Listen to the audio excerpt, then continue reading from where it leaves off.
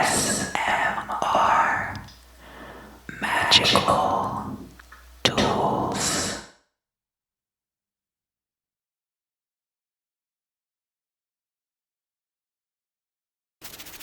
Hello. Hello, hello, hello. Hello, hello. Hello, hello.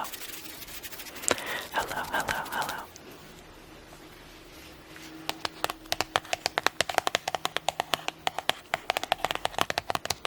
So today,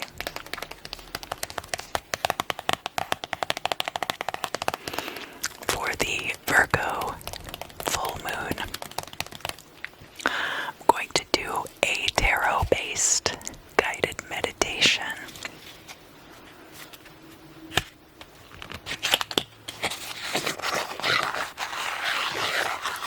The full moon is a good time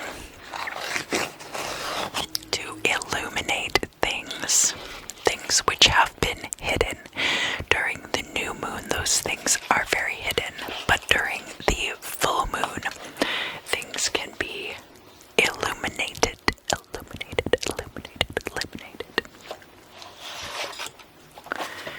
And because this full moon is occurring in the sign of Virgo,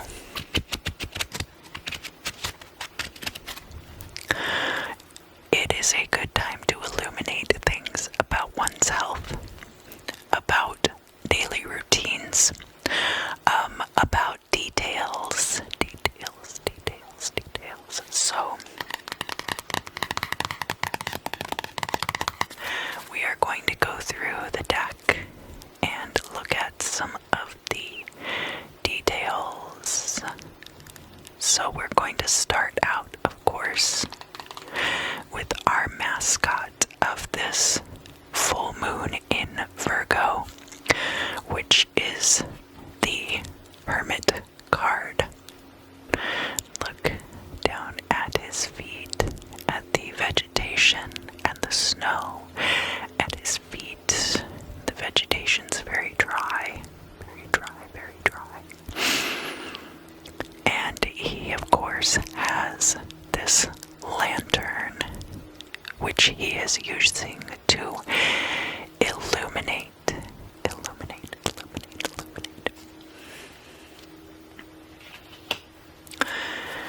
So, keep that in mind as we go through.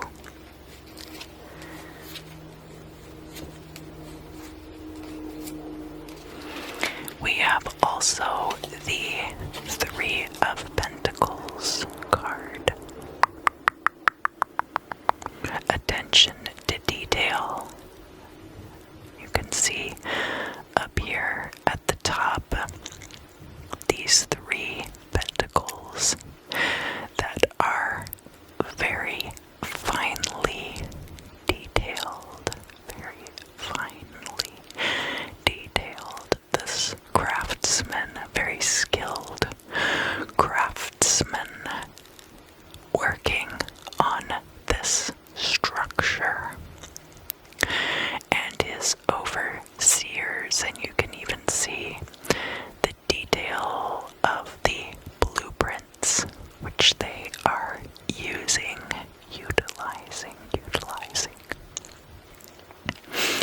And of course, down at the bottom, we have the pentacle, reminding us this is the Three of Pentacles.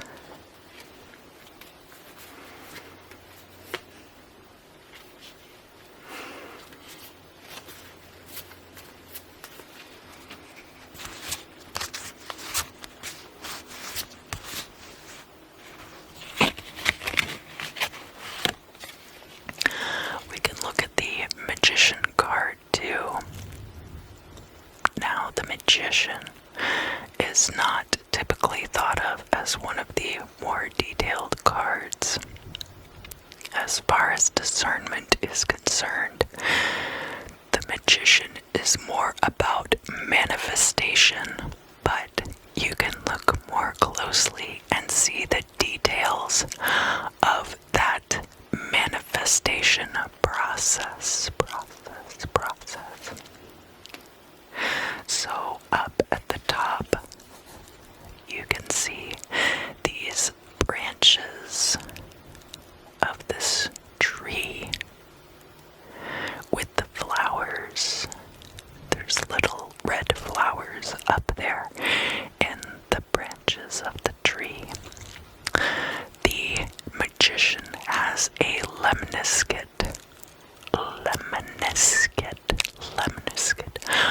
It looks like a sideways figure 8 over his head.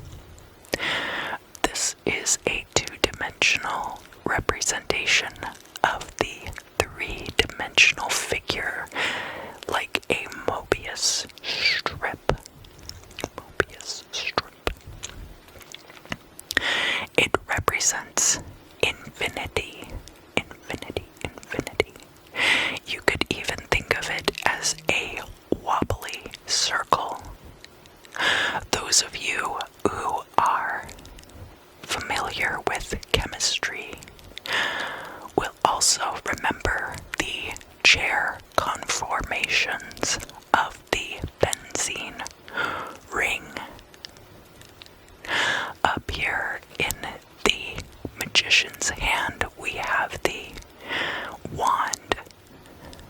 The wand is a symbol of creative power and manifestation. Potency. Now, on a lot of cards, that is the wand on the card, but you can look here on the table and you see that the magician on this card actually has another wand here on the table, which is increasing the potency, the manifestation potency. The magician has this belt on, which is a serpent biting its own tail. You can also see on his robe, on that edging there, the trim has these little triangles. Now the triangles, some of them are pointing up and some of them are pointing down, right? And that represents the 2 polarities, fire and water. Fire and water.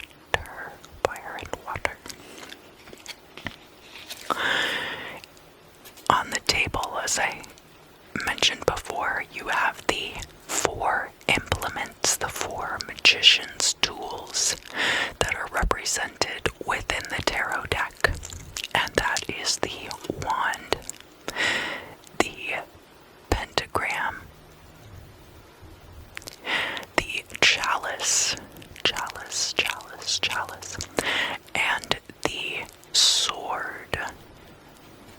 Now, keep in mind too that these implements all have secondary and tertiary symbolism behind them. The chalice, for example, can also be a representation of the passive creative force that is embodied within the feminine reproductive systems. We have down at the bottom here, we have a bunch of flowers and ivy and growing things, showing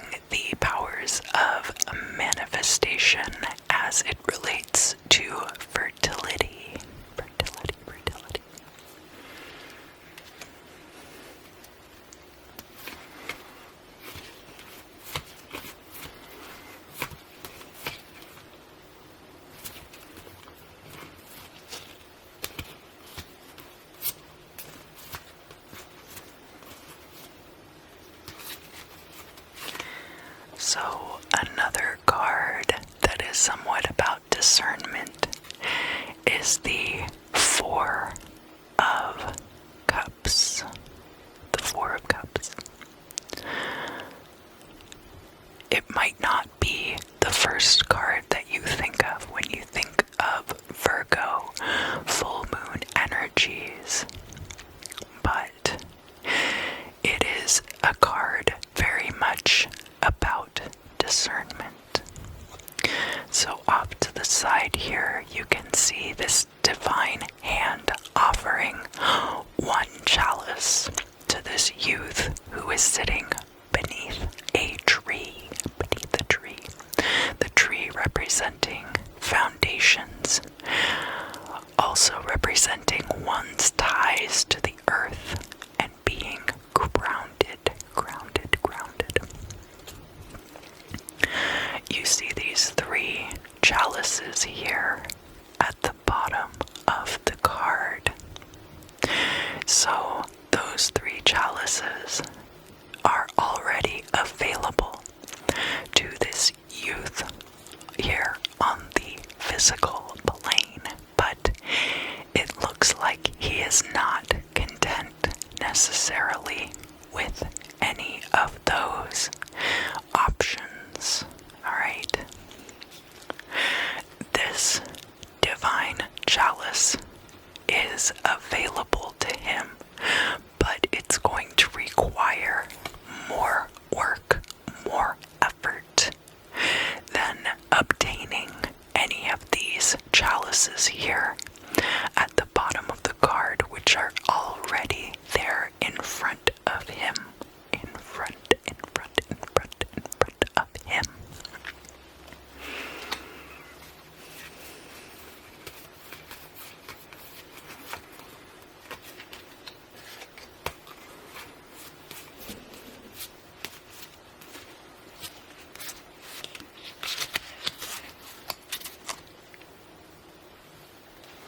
Going to talk about the Queen of Swords next. So the Queen of Swords is an air sign associated card,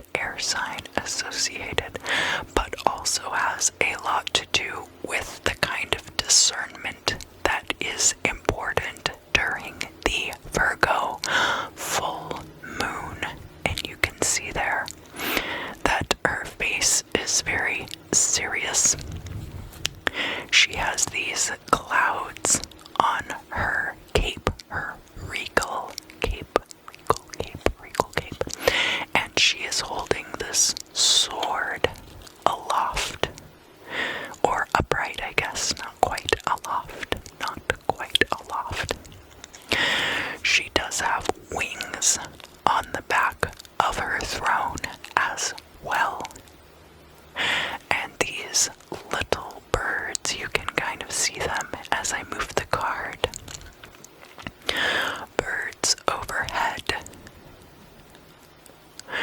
Birds being somewhat subject to the laws of air more than subject to the laws of the earth.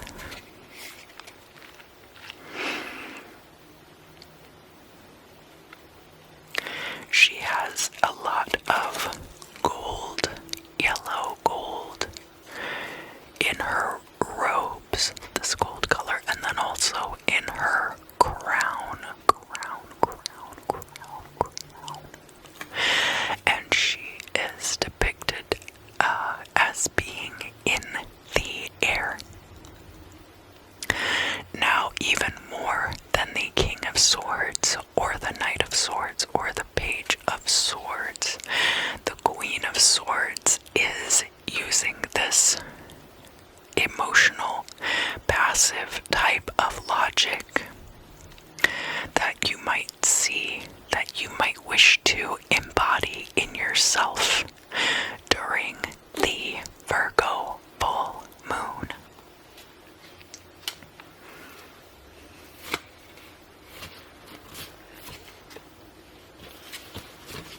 And indeed, we do have the King of Swords here as well. He has is all over his throne, and also these lunar crescents. Again, you can see the birds in the background here.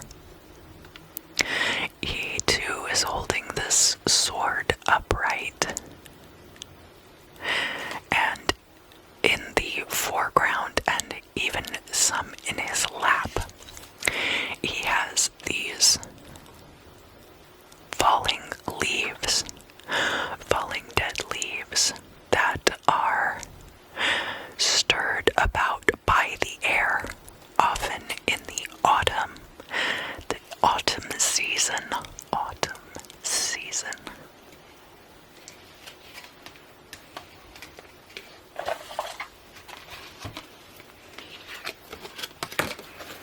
When we look at the two of them together, so it looks like the queen has the sword in her left hand, and the king has the sword in his left hand as well.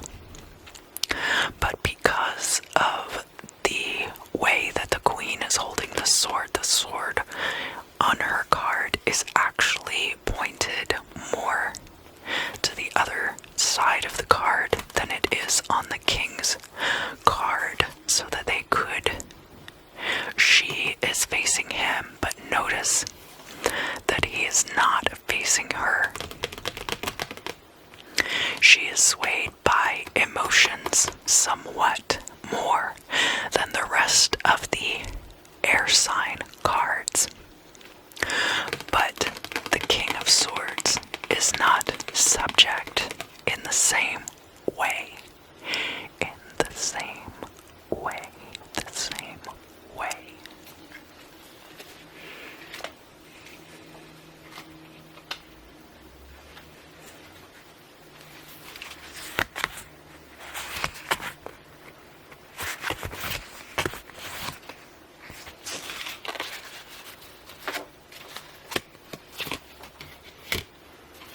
So I'm going to talk about the Fool a little bit, but only in passing, okay? Because you get very different energies from the Fool card than you get from, say, the King of Swords or the Magician. Now, the Fool, when you're talking about discernment, which is the focus of the full moon in Virgo, attention to detail that is being brought to light. The Fool is about moving forward into unknown territory without looking ahead. We do have this faithful and loyal companion down here at the bottom of the card, warning about walking directly off of the cliff.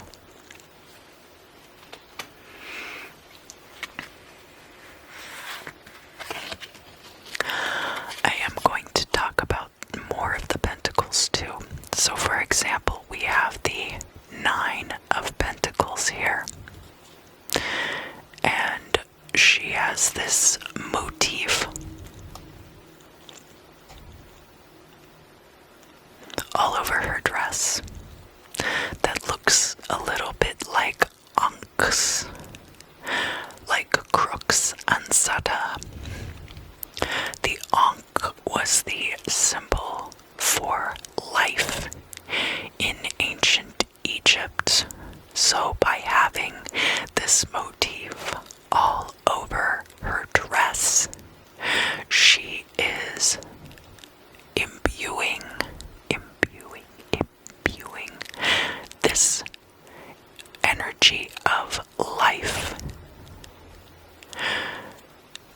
There's also an aspect of fertility to this card because she is here in this garden, but she is there by herself.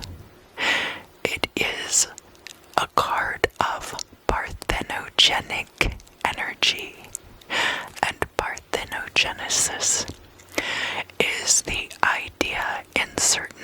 species that the females of that species are able to self-impregnate in the absence of males and reproduce. It's a type of reproduction that is sexual and asexual at the same time.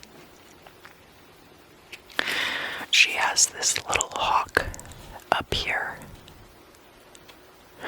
that she is training. You can see he's got these blinders on. She's wearing a falconer's glove to protect her hand. It takes a lot of expertise and patience in order to train birds of prey. Birds of prey, birds of prey. We will come back to the Nine of Pentacles when I get to the Queen of Pentacles. We have the Seven of Cups here also.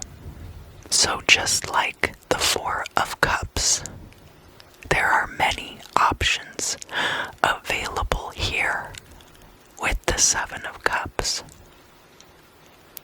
However, not all of those options are good. This dragon could be tameable, but more than likely, it is just dangerous. We have this castle, but the castle is up on top of a mountain. We have a snake here. We have a mystery date. Mystery date. Underneath this cloth, a pile of riches. The clouds behind this scene are gray. They are not white. These are not white, fluffy, beautiful clouds. These are gray, turbulent storm clouds. This figure, this person here, is going to need to use a great amount of their discernment in order to choose wisely among these options, and in order to know which options are actually available.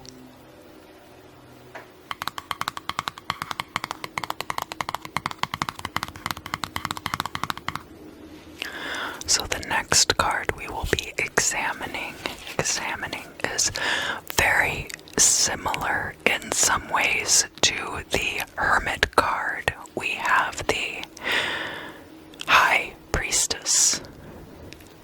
The High Priestess as this backdrop with the pomegranates. She has the two pillars, Boaz and Joachim. She has the scroll of the Torah on her lap, and of course, Torah without the H on the end is an anagram for Rota and is also an anagram for tarot. So that ties some of those hidden and eclectic knowledges together. I say knowledges, but when you're speaking about these spiritual disciplines, there can be a lot of contradicting information, and it's important to understand why things apply in certain situations and do not apply in others.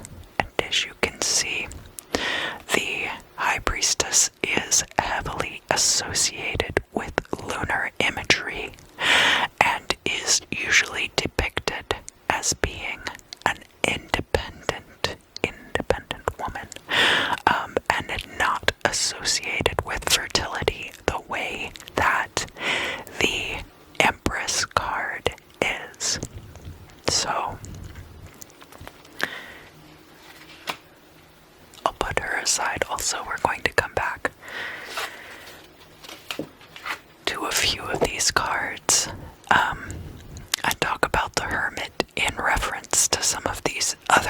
figures in the tarot deck.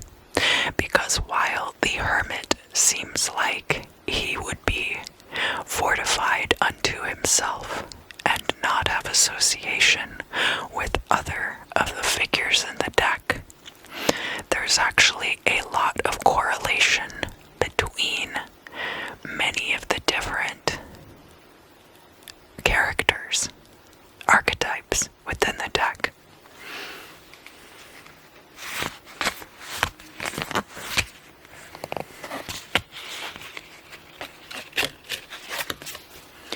This is a good time to look at the Five of Pentacles also. It's been a Five of Pentacles kind of decade so far in a lot of ways. Now, if you look at these figures, you can see this man is missing one shoe. He has his ankle wrapped up and his other leg is wrapped up as well. So he might be using that ankle brace to keep his foot warm because he only has one shoe. But it's also possible that both of his legs are disabled in some way. He also has this wrap around his head, whether that is for his eye or for his head or for his ear. It is uncertain. He has a companion. So, even though both of them are out in the cold, they are out in the cold together. We cannot see her feet actually to see whether or not she has shoes on. It does seem like she is in slightly better shape health-wise than her companion. Her garment kind of covers up her feet. But there are a lot of health problems that cannot be seen easily from the outside also. Behind them is a stained glass window, so you can tell that they are walking outside of a church. Up the top of this stained glass window is this golden city depicted. Now, most churches do offer charity to the less fortunate, and that is supposed to be why you donate money to the church, so that they can then provide services to the less fortunate out there. There are a number of reasons why these two may choose not to take that charity. One of them being that it's possible that there is a conversion of faith required in order to obtain that charity. So a lot of people would prefer to maintain their spiritual autonomy. A lot of people also don't want to just lie and falsely take communion or things like that. They might be a different branch of the same overall belief system, but with subtle differences, and therefore would see that kind of dishonesty as a sin.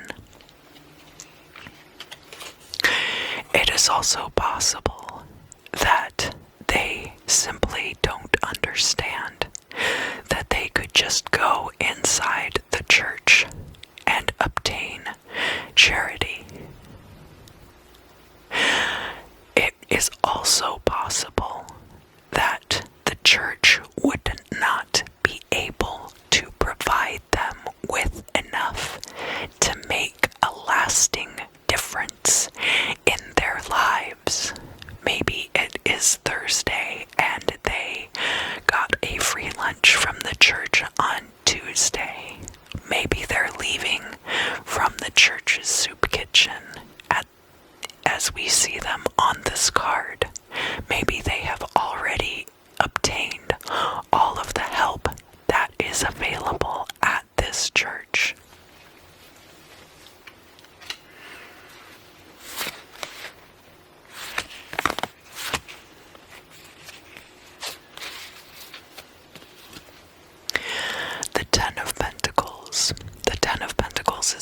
very busy card. Very busy. Very busy. It can be the end of a financial cycle of some kind, which can be a successful ending to something. Sometimes it comes out reversed. Maybe it's an unsuccessful ending to something. We have these two adults conversing here, almost in the background, but not quite. But who we have here in the foreground is this old man, and his clothes look like they could be patched, but they also look like they could be quite fine garments. Quite fine. So quite the opposite. It's very difficult by looking at this figure to get a good read on him. He could even be a lot like the Hermit. And he does have these two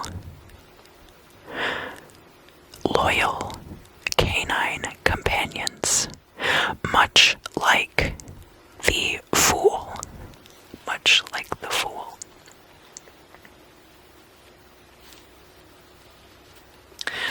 There are children on this card as well. There is one child. There's one child over here, and that child is looking at the dogs as if the child wants to come and play with them. The parents are, of course, oblivious to everything in the scene except for each other. The mother does have a hand on the child's head. They are in some kind of city common area. You can see the crest up here of the city they are currently in. This is an area of commerce. And at first, when you look at this card, everything seems to reflect that this is a marketplace. But you could also look back here and see that there is water depicted and a far away island with a fortress on it. There are homes and city walls in the background here. Even here in the foreground, you can see that at the very bottom of this gentleman's fine robes, because now when you look at the bottom, you can see that they're actually not patchwork at all. They're quite fine robes. He has these grapes representing fertility of earth energy. There is a lot of analogy in the suit of pentacles between coins and bundles of grapes.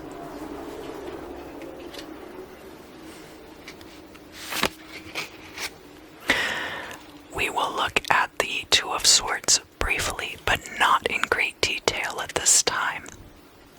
Only as a reminder of this discernment of the lunar energies, bringing things to light.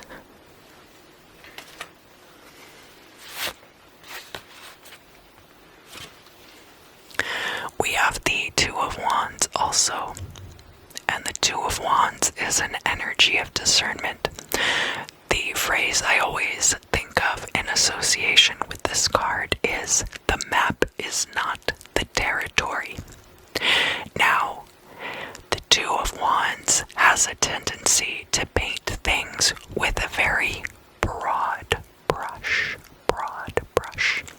He is not even looking necessarily out at the landscape, but is more focused on this globe in front of his face in order to really tie into this Virgo full moon energy that we are meditating upon.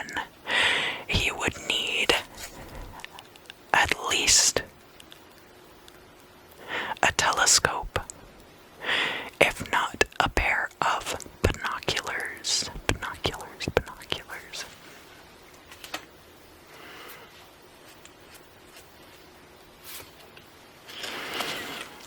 There is also the Temperance Card,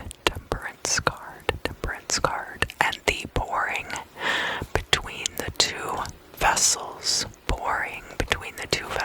Now, the Temperance card is a very illuminated card.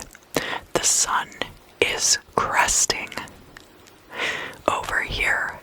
It could be a rising sun or it could be a setting sun because of the color of the sky. I am more inclined to see it as a rising sun, rising in the east.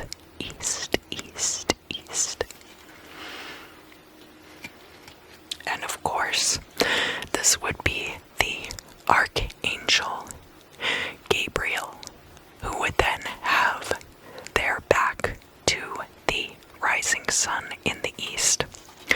We also have these flowers over here, which are lilies.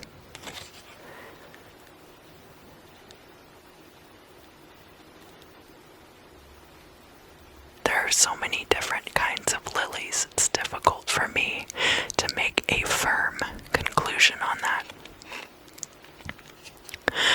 But just remember the essence of the card, which is the pouring of the liquids between the two vessels.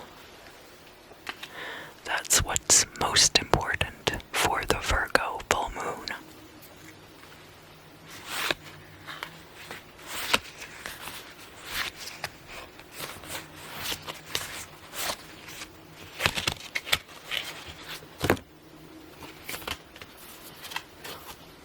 So now we've gotten to the Queen of Pentacles here.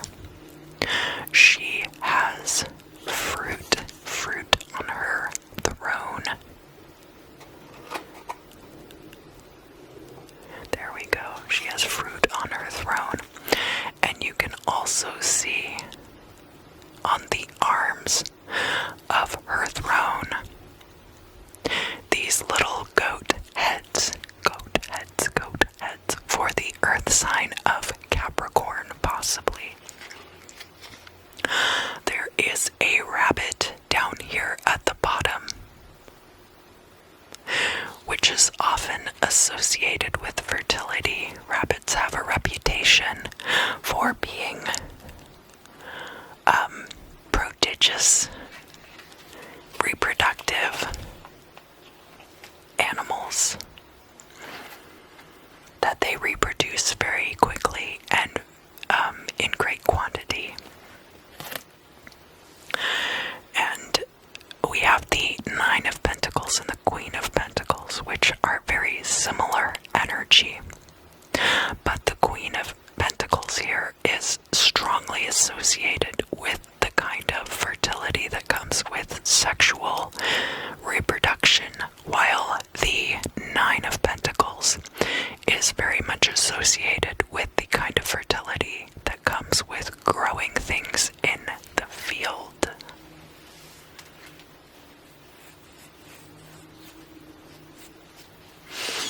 Sorry, itchy nose.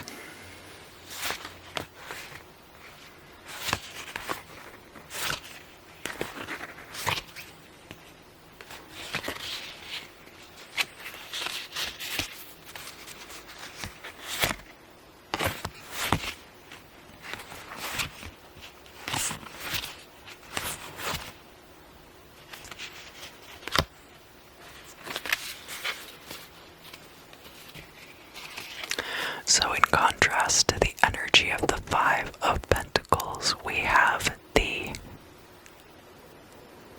Six of Pentacles.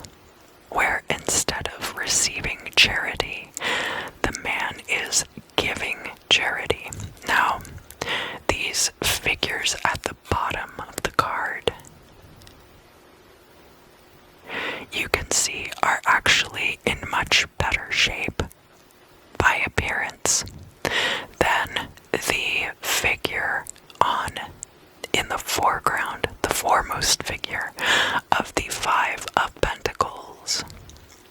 It looks as though this man giving them this amount of money is equitable and fair, and that they might actually get some help and use out of it, that it might change their lives for the better and in an effective way.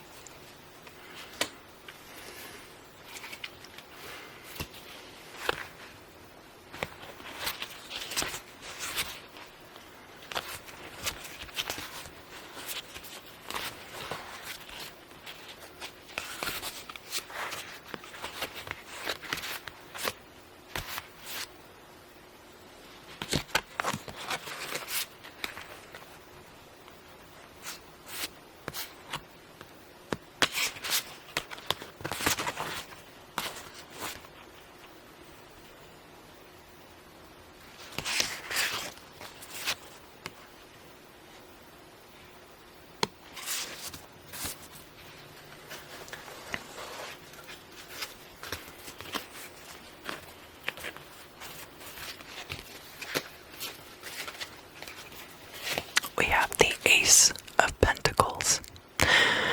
Aces are about beginnings, and they are also about the primary energy of a suit. So you can see here, it's in a garden scene, this glowing, almost looks like a representation of the sun. But the thing about the suit of Pentacles is that it is manifestation made concrete in this realm, symbolized by money and symbolized by the fertility of the soil and the fertility of animals. So, while it looks very much like the sun, this pentacle is only a representation of that divine energy.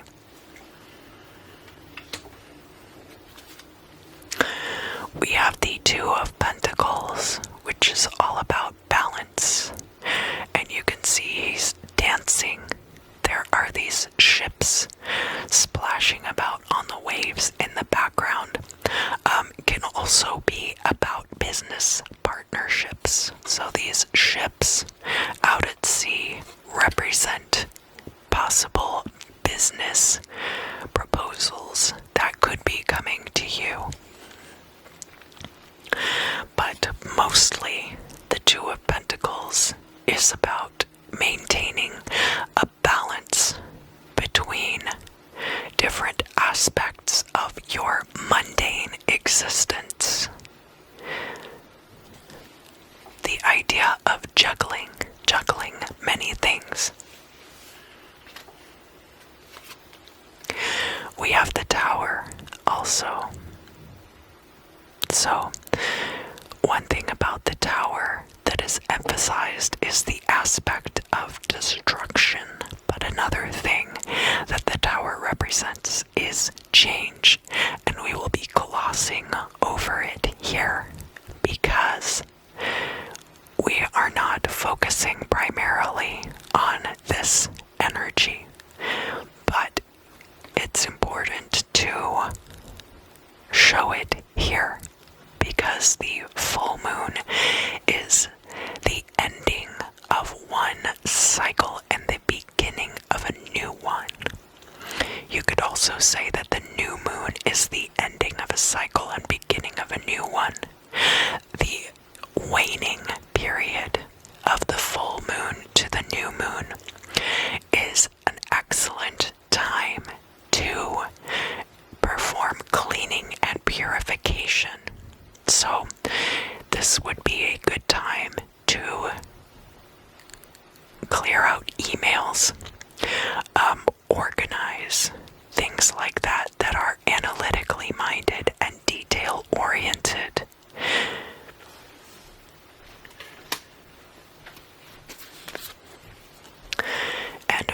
course, the Moon card. So the moon has to do with emotional things, hidden things coming to light. That's what we see here with this shellfish in the foreground. That actually the full moon is not a good time to put out your shellfish traps because there is too much light. You have the juxtaposition of the feral dog with the tame dog. Although both of these dogs look very similar on this card, so there's not as much of a distinction made on this particular card. And you can see with these rays coming off, that is a reference to the fact that the moon's light comes from a reflection of the sun. The full moon is in direct opposition to the sun, while the new moon is conjunct the sun. We also have these two towers in the background of this card, which gives us an idea about duality. It also looks a bit like a gate. There is a certain amount of gatekeeping energy inherent to the moon card. The more you understand about the moon and its flow, the more opportunities it can open for you.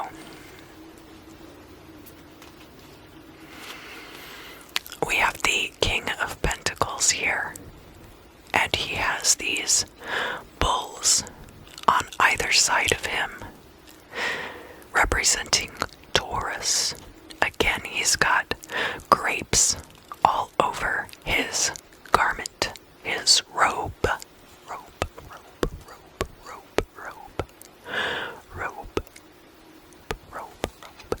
He has a scepter here, and then also is holding the pentacle, which represents his wealth.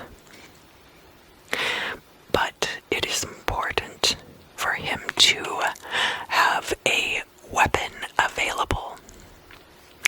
Notice also that his belt is looped around and that extra holes have been punched in the end.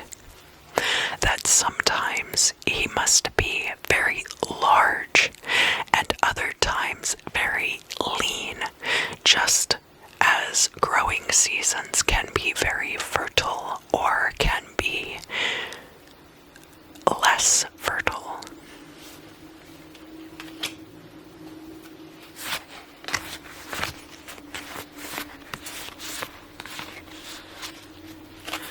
Alright, so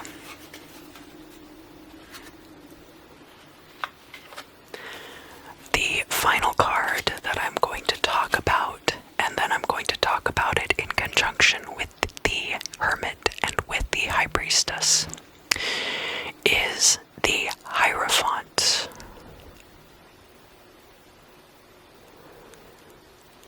So the Hierophant can be kind of a daunting card to read when it comes to tarot. Oftentimes, the Hierophant is associated with marriage and with the institutions of religion.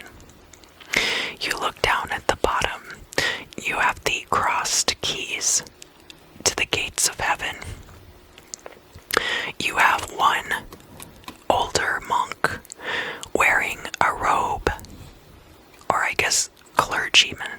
You have an older clergyman wearing a robe with lilies. Lilies can represent old age, but they also represent peace. And then over here you have a much younger clergyman who has poppies all over his robe.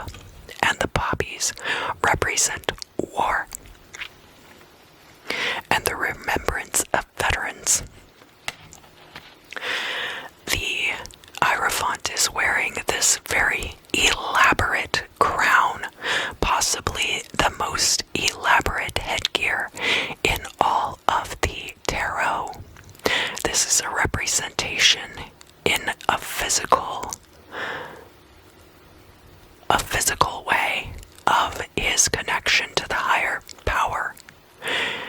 also has the two fingers upright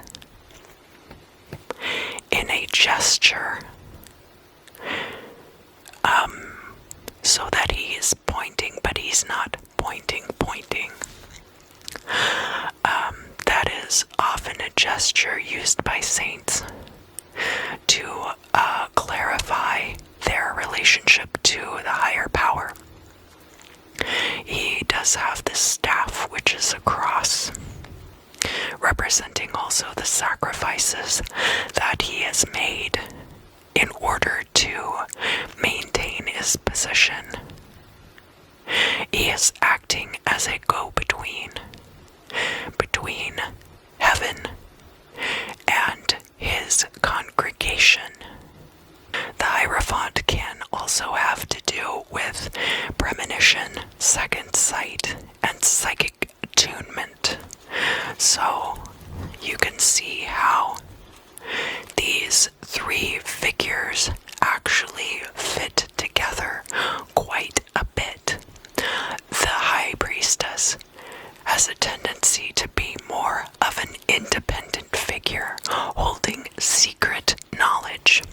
The Hierophant is acting, allegedly acting for the betterment of his community, for the betterment of the community.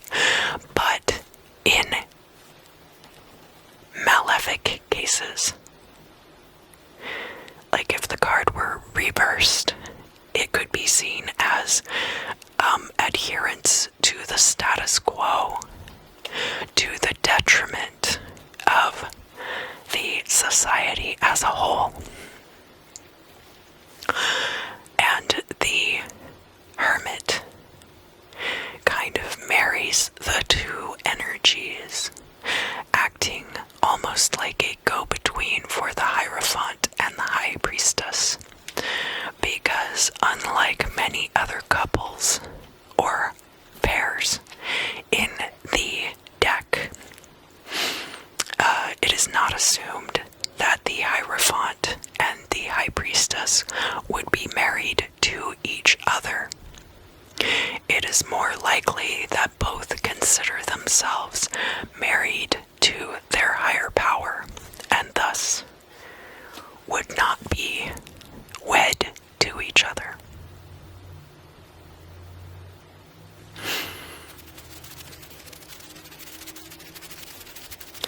So that concludes our guided meditation for the Virgo full moon through the tarot.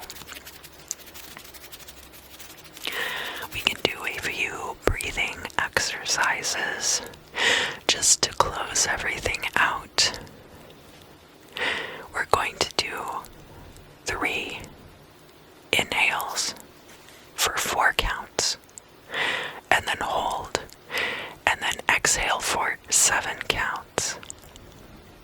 So, inhale, 1, 2, 3, 4, and hold, 1, 2, 3, 4, 5, and exhale, 1, 2, 3, 4, 5, 6, 7, and inhale, 1, 2, 3, 4, and hold, 1, 2, 3, 4, 5, and exhale, 1, 2, 3, 4, 5, 6, 7, and inhale, 1, 2, 3, 4, and hold, 1, 2, 3, 4, 5, and exhale, 1, 2, 3, 4, 5, 6, 7.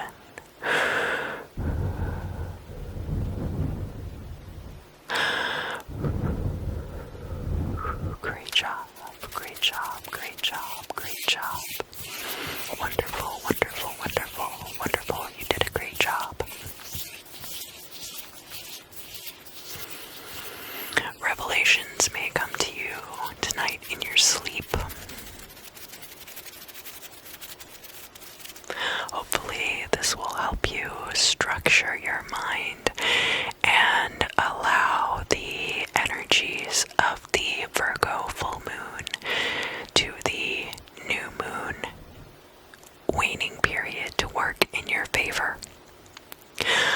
hope you enjoyed this guided meditation. If you did, please like, share, and subscribe. Let me know what you thought down in the comments if you enjoyed it.